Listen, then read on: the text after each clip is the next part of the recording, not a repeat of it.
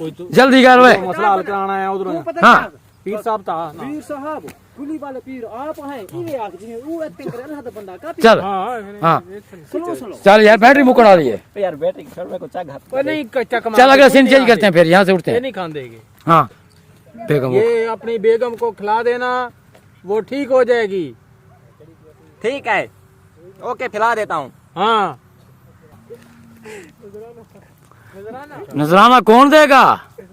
یار کچھ نہیں کہندے یار جلدی یار جلدی بول اٹھ کے نہیں مار دے جا کے چل منہ نہ کھڑن ہاں جلدی دسو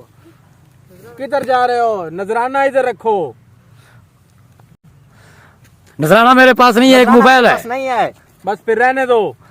نہیں نذرانہ میرے پاس نہیں ہے یار آپ پیچھے نہ کہیں سر چھوڑ میرے تو لگ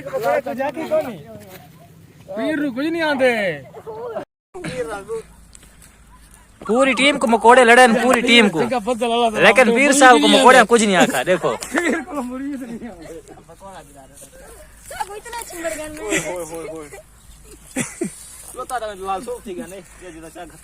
پیر صاحب تو مرید نہیں آ